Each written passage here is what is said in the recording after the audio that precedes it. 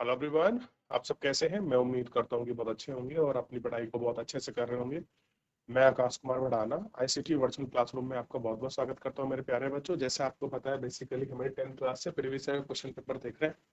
तो कल जो था, हम लोग इसमें भूस्खलन की बात कर रहे थे कि बेसिकली आप किसको कहेंगे भूस्खलन, और भूस्खलन में किस किस को आप लोग कैसे किस तरह से वो आपका मेजर करते हैं, ये आपको देखना था। तो मैंने प्राकृतिक वाला जो था मैं आपको बेसिकली बता चुका था। क्लियर है? याद रहेगा इतना? तो सबसे पहले आइए चलते हैं और बात करते हैं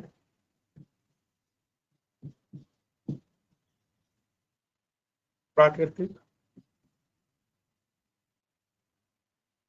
कारक की। और इसी प्राकृतिक कारक के अंतर्गत इसमें हम लोग घटना देखते हैं, चाहे वो पृथ्वी की आंतरिक हो या बाहरी हो। तो सबसे पहले इसमें मैंने कुछ, मैं सीधा अब आपको टू द पॉइंट लिखा रहा हूं कि एक था आपका भूकंपीय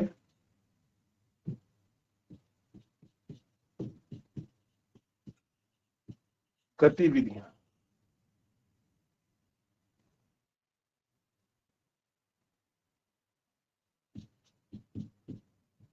वर्षा की तीव्रता। तो लिखिए,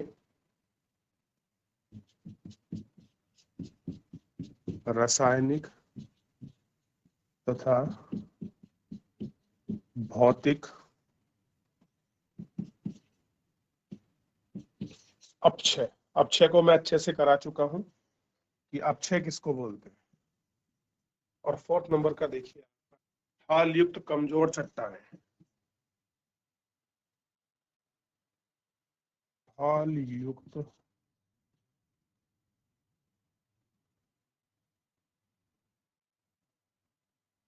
कमजोर चट्टानें।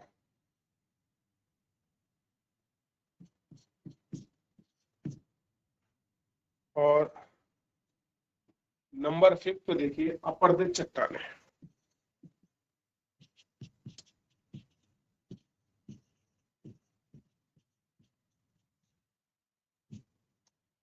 क्या है? अपर्दित चट्टानें। इसके बाद जो मानवीय कारक है, और मानवीय कारकों पर भी हम लोग आपका बात करेंगे। तो ये क्या हुए? ये प्राकृतिक कारक है, जैसे भूकंप का आना, वर्षा की तीव्रता, रासायनिक अपक्षय, भौतिक अपक्षय। क्लियर है? और ढाल युक्त कमजोर चट्टानें और अपर्दित चट्टानें, इनके विषय। ठीक है, अगला थोड़ा बता देता हूँ।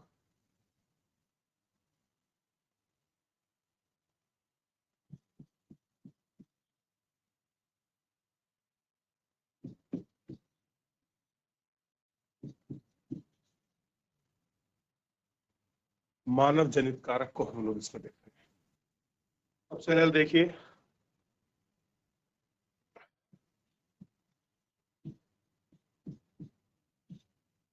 वनों का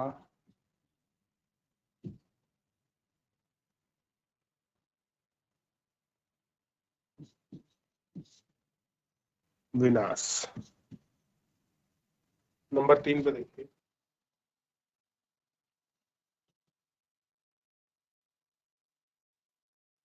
अवैध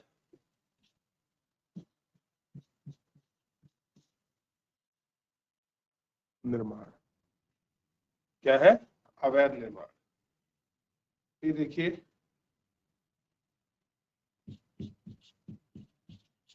अस्थिर ढालों पर मकानों का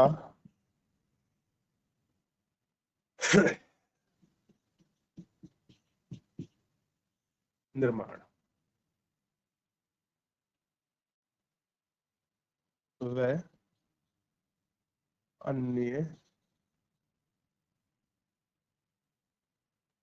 कार्य।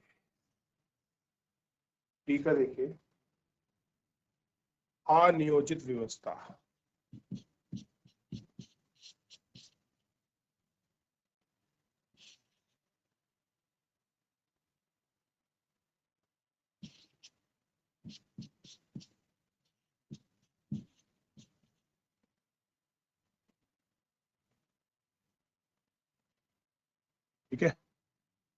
अनियोजित नहीं बचता।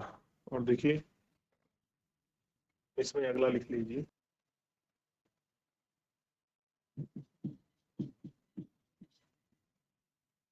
अवैध खनन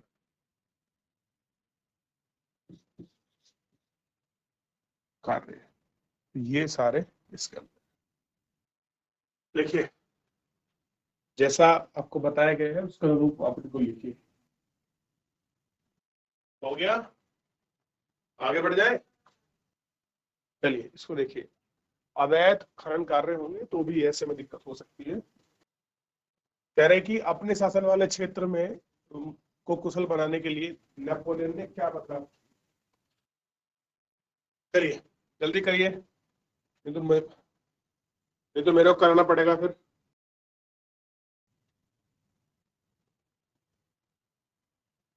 लिखिए बेटा आप इसे, देख लिया, आगे बढ़ जाए।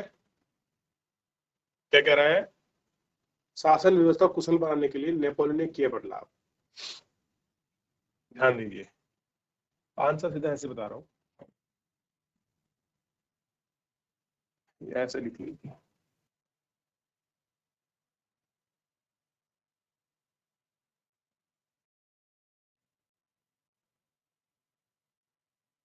नेपोलियन के द्वारा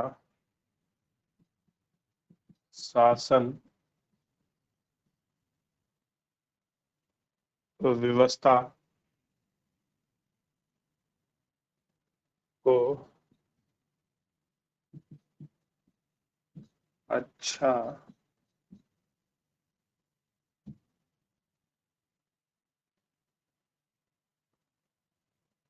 बनाने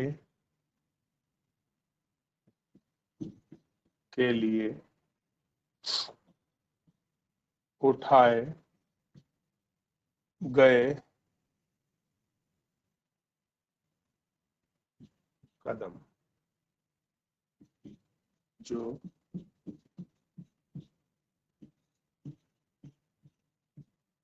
निम्न है। नंबर एक देखिए,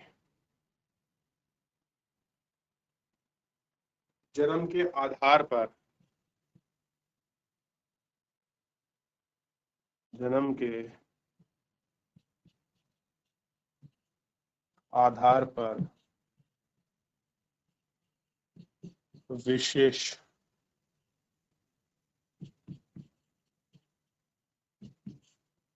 अधिकार को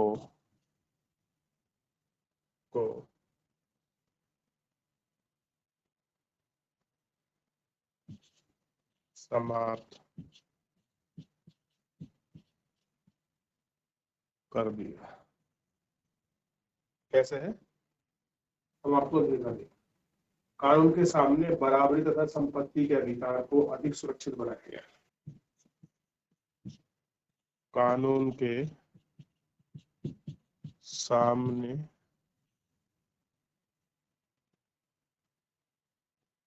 बराबरी तथा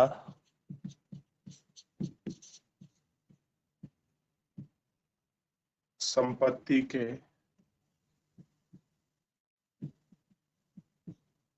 कानून को बराबर बनाया गया। ठीक है, क्या हुआ, उसको बराबर बनाया गया। ठीक है, अगला देखिए, नेपोलियन ने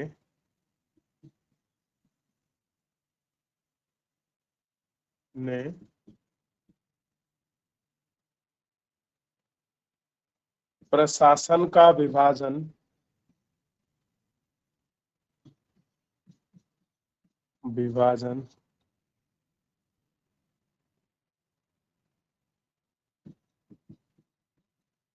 सरल से किया।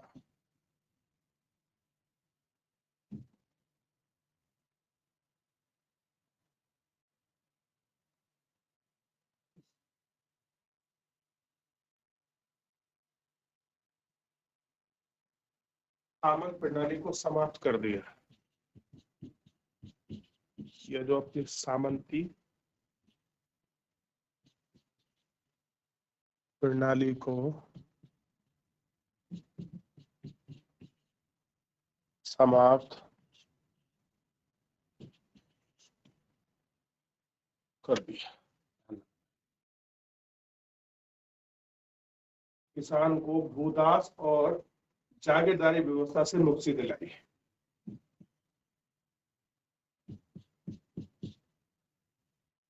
किसानों को भूदास तथा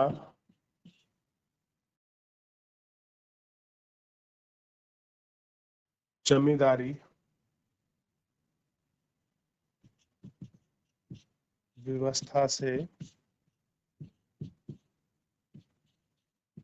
मुक्ति दिलाई। ठीक है, है तो बहुत कुछ, और पहले 2 पेज लिख लीजिए फिर आगे बढ़ेंगे। कर लिया? इसको लिखिए, कर लीजिए इसको। देख लिया भैया? हो गया बच्चों? इसमें देखिए अगला,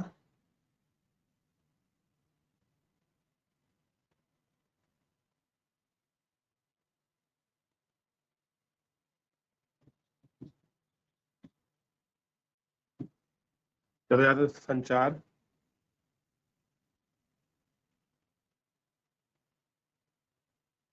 प्रणाली का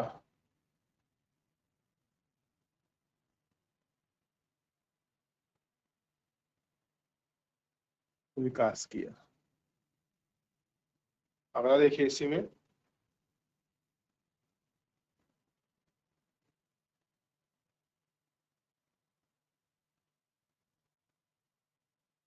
माप तोल की एक निश्चित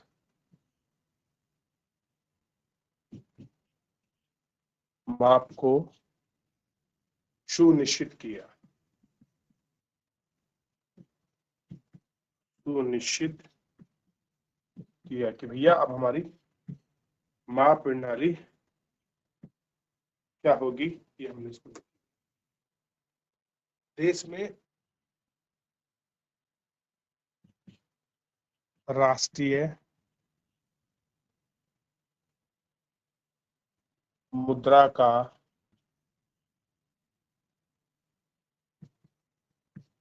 प्रचलन किया। क्या किया? देश में राष्ट्रीय मुद्रा का प्रचलन किया। देख लिया? करें आप इसको, देख लिया? चलो अगले क्वेश्चन पर बढ़िए। चलिए, सविनय अवज्ञा आंदोलन के कार्यक्रम क्या था, इसको समझाइए। चलिए, तो सबसे पहले आपको पता होना चाहिए सविनय अवज्ञा आंदोलन शुरू कब हुआ था। ठीक है, तो 6 अप्रैल 1930 को शुरू हुआ था, और 12 मार्च से क्या हुआ था, 1930 से दांडी मार्च यात्रा निकली थी। ठीक है, पहले आप लिखिए, फिर मैं आपको, नहीं लिखा जाएगा तो फिर मैं आपको इसका सॉल्यूशन कराऊंगा। ठीक है, चलिए करिए बेटा, फटाफट लिखिए इसको। साइमन मिशन और रोलेट एक्ट दोनों को लिखिए। चलिए, साइमन साइमन कह रहा हूँ बच्चों, सविनय अवज्ञा आंदोलन के बारे में पढ़िए।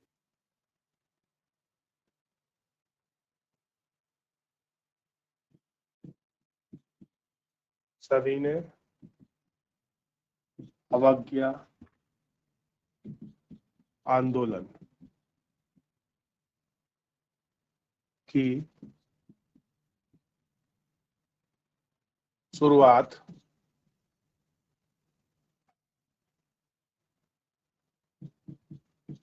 महात्मा गांधी द्वारा, इनके, महात्मा गांधी द्वारा प्रसिद्ध दांडी मार्च यात्रा 12 मार्च 1930 से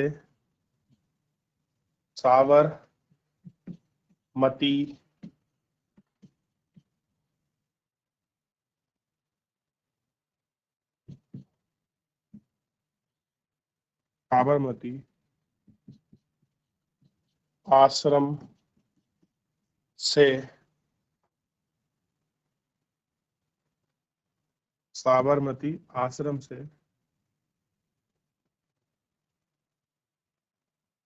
साबरमती आश्रम से प्रारंभ होकर 78 अपने अनुयायियों के साथ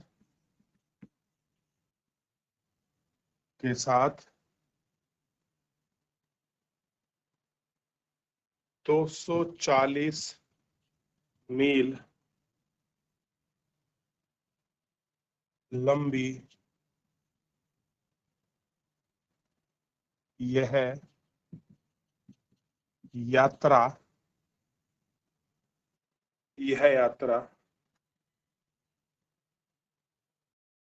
भारत के पश्चिमी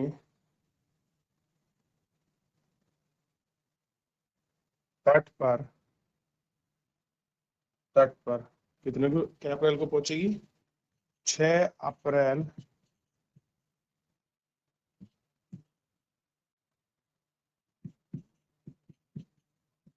1930 को पहुंचती है। एक मुट्ठी नमक लेकर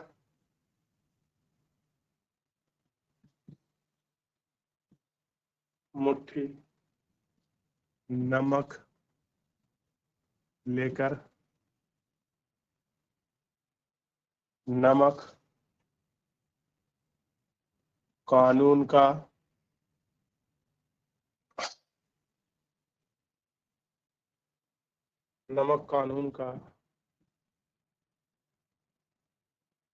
विरोध किया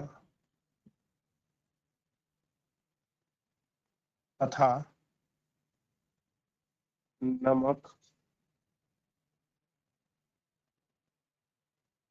कानून को तोड़ा।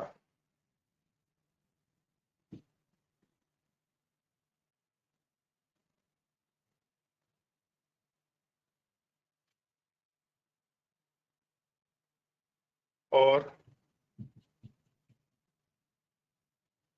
वहीं से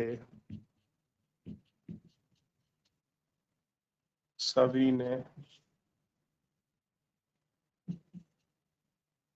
अवज्ञा आंदोलन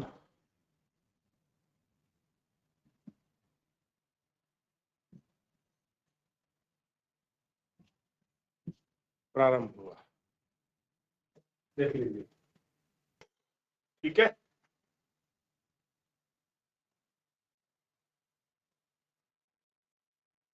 चलिए, देख लिया तो कोई डाउट किसी का, कोई क्वेरी? चलिए, तो मेरे प्यारे बच्चों, हम इसमें इतना सब कुछ देख चुके हैं। सामान्य विज्ञान ध्रुव में क्या था, ठीक है, कहाँ से शुरू हुआ, कैसे शुरू हुआ, ये हमको इतना करना था और ये हम देख चुके हैं। तो आपको 2 पर टिप्पणी लिख के लानी है। या तो ये वाला क्वेश्चन कर लीजिए, या रोलेट एक्ट और साइमन कमीशन का विरोध क्यों हो रहा था, इनको लिख लीजिए। तो 2 नंबर का ये है और 2 नंबर का ये है, चाहे 2 नंबर का ये कर लीजिए 4 नंबर में, तो देख लीजिए जैसे भी आपको ठीक लगे, ठीक है। कल को ये क्वेश्चन बड़ा इंपॉर्टेंट है कि राजस्थान के अर्ध सूख क्षेत्र में वर्षा जल संग्रहण किस प्रकार से आता है। जहां पर ड्राई एरिया है, जहां पर सेमी ड्राई एरिया है, वहां पर हम लोग आपका वाटर हार्वेस्टिंग कैसे करते हैं, ये बड़ा इंपॉर्टेंट क्वेश्चन है, ठीक है। और इसी को हम लोग देखेंगे भी और इस पर बात भी करेंगे। चलिए, यहाँ तक किसी कोई क्वेरी, कोई क्वेश्चन, कोई डाउट हो मेरे प्यारे बच्चों, पूछ लीजिए। ये तो क्लास को हम लोग समाप्त करते हैं मेरे बच्चों। चलिए, तो अगर कोई डाउट नहीं है फिलहाल आज के लिए इतना ही। मिलते हैं नेक्स्ट लेक्चर में। धन्यवाद।